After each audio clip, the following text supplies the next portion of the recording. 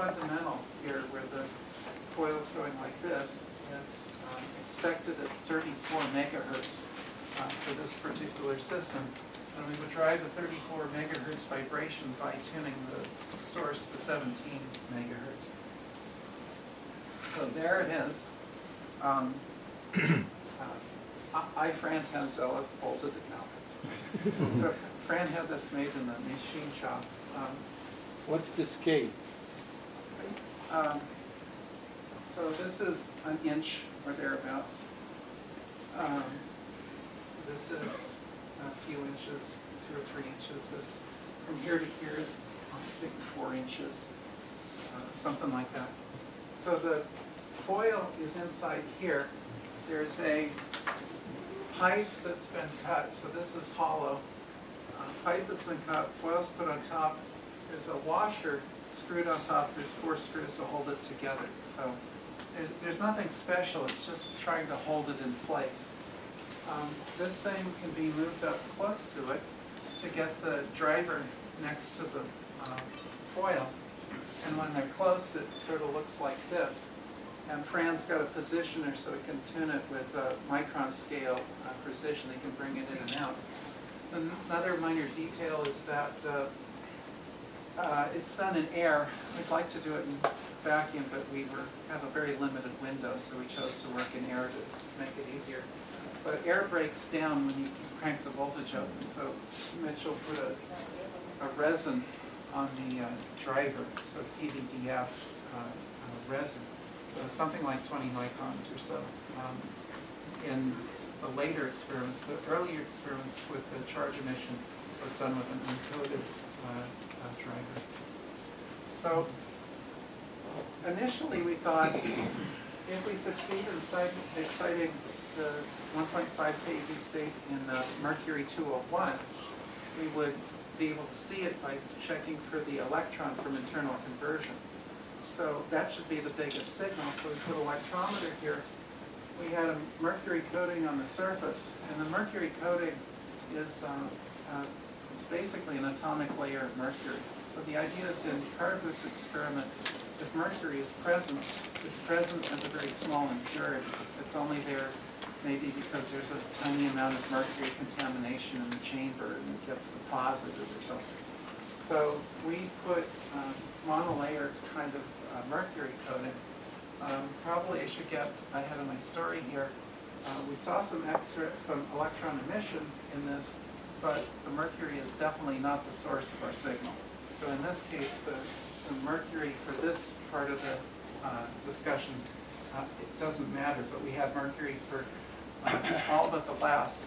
When we took the mercury off, we got a little bit bigger signal. Yeah, told us that the mercury was unconnected with the electron emission.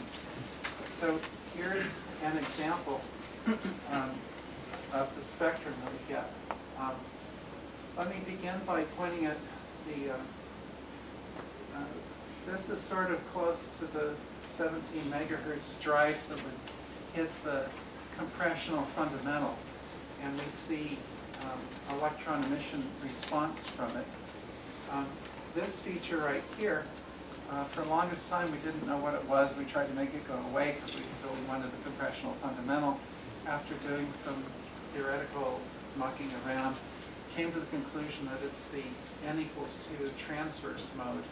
And the sharp edges of the driver turn out to be very efficient at coupling to the n=2 transverse mode, which is predicted theoretically pretty much at 15 megahertz, and which is showing up at 15 megahertz. So, so let's focus on this guy.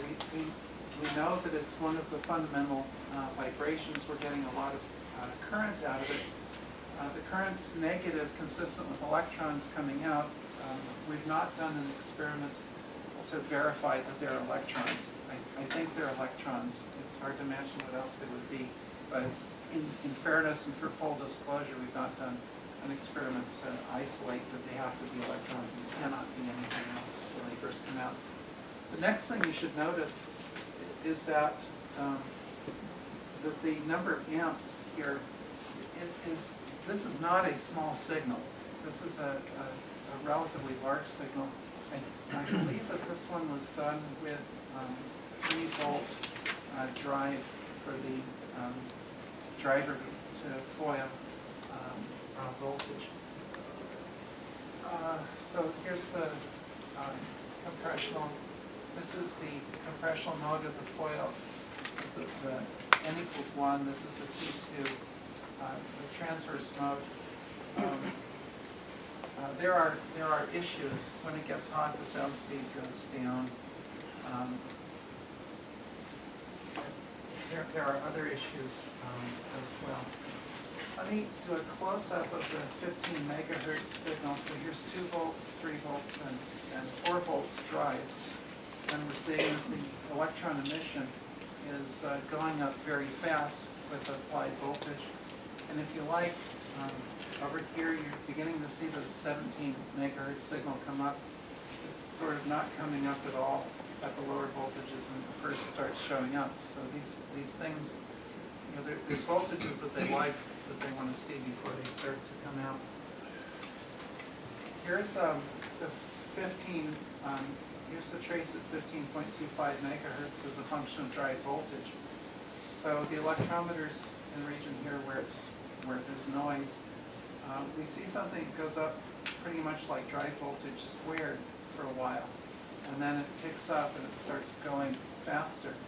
The different colors, this color, this color, this color, represent different settings of the electrometer. If you think about an electrometer, a little collector plate, you have a resistor going to ground. If the resistor's small, the current just goes. If the resistor's big, then the plate collects some charge. And when it collects some charge, then it makes it a little bit harder for the charge to reach it from the other side. And what happened here is that the current got high enough that the electrometer said, well, change me to another setting. The only thing is because of the slopes here, it is pretty clear that we're getting charge buildup on the collector here. And that if we were to try to trace the curve, that this point is probably a point that we would like to have on it because it would correspond to a lower resistor and less charge buildup.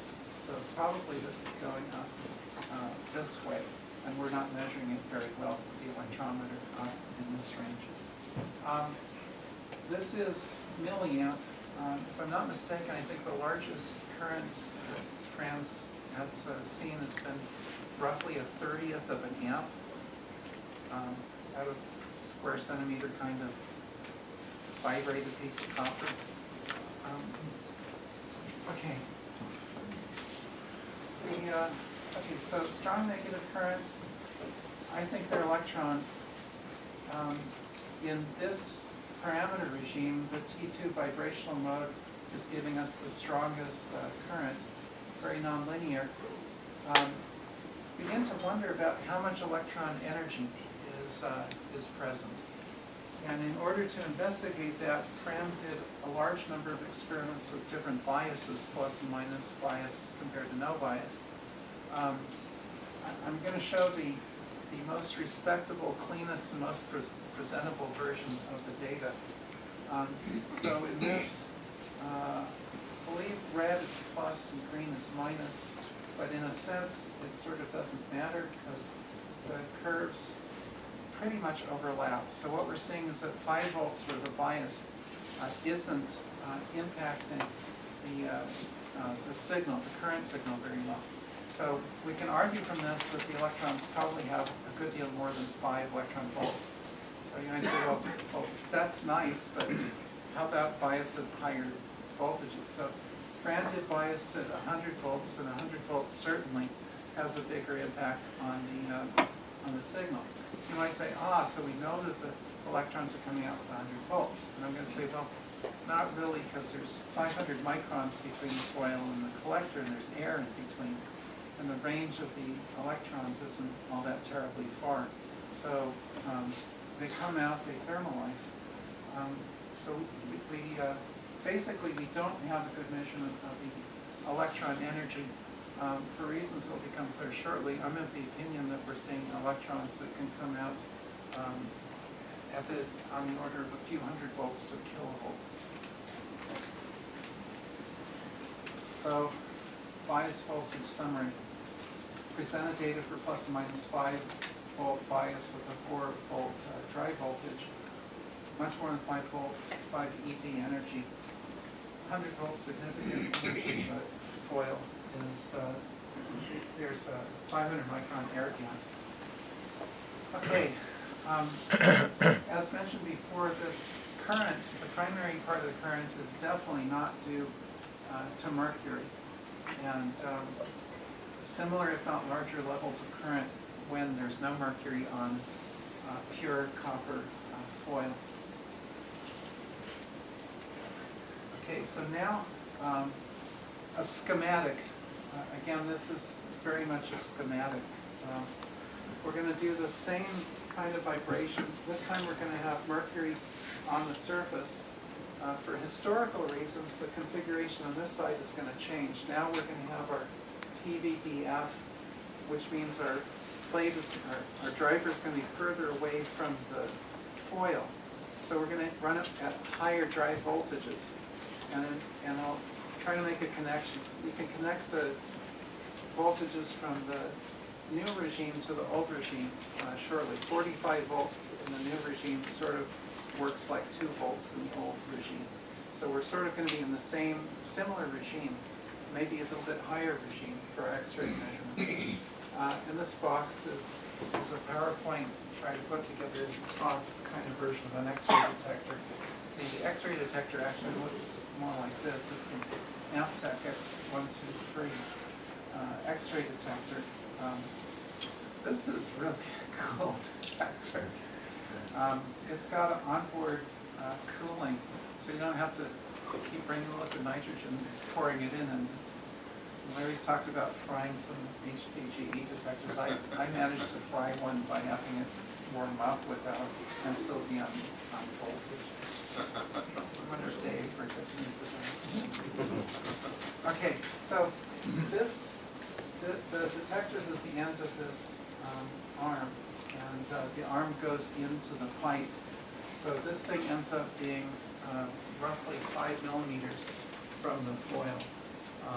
So we're looking for kilovolt X-rays, and kilovolt X-rays there's some absorption going through air at 5 millimeters. Okay, so here is an example of the spectra that we can get from iron 55 calibration source. When I was looking at this plot last night, trying to get ready for the talk, my attention was attracted to the pilot thing in this peak here that's really close to the pilot. And turns out that peak is actually the manganese L, and it's at 640 volts. And on our spectrum, it's lower than that. So this calibration is not so great. So we got to recalibrate some. But what you can see is that the noise is pretty low. The pileup is down at relatively low energy. It's basically quite a good detector, and I'm very happy with it. Okay, so let's now put the theory to the test. We take the foil, we take the driver, we crank things up to 60 volts now. So we said 45 volts is like 2 volts drive voltage is the new configuration, and that comes from doing a charge emission measurement in the new configuration. So you get roughly the same this way. So the mercury's there. We're looking for nice shiny collimated X-rays at 1.5 kilovolts. I'm not seeing very many counts there. Probably you guys don't see very many counts there either. We crank it up to 90 volts, and we see counts. And so we get counts. So 14.7. If you like, that seems to be the drive frequency. That's the kid sister of the 15.25 megahertz drive frequency for the charge emission. The line's reasonably broad. It's a little bit lower. And maybe it's lower because we're driving it harder and we're warming it up and the sound speed goes down a bit, perhaps. I don't know. Maybe it's slower just because it's decided to be ornery and work at a little bit lower frequency.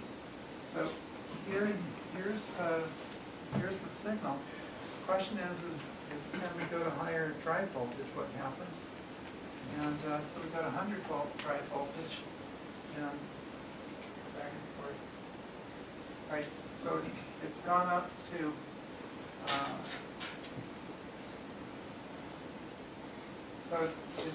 here's 90, here's 100 with the driver pulled back a little bit, and here's 100 volts with the driver a little bit close. So we're driving it a little bit harder. I want to go back to this one. So the number of counts is quite a bit. This is counts per channel. This corresponds to something like 60 counts per second. Something like 23,000 some odd number of counts. The full width half max is of the instrument is about 145 volts.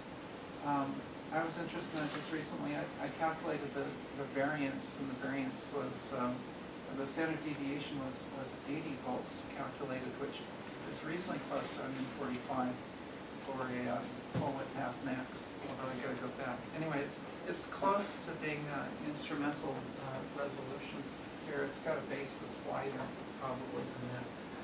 I don't actually think that this is a sharp alignment mover, and I think it's broadened some, but it's narrower here than what Carboot was seeing. Oh yeah. So the question is, we know from the charge emission experiment that the charge emission doesn't care about the mercury, and you get discouraged and depressed. So, well, what happens if we take the mercury off, or we run with a clean copper plate with no mercury on it? Namely, is the mercury correlated with the X-rays? So let's try it and get it. And here's what happens when there's no mercury. And then if you put mercury on and run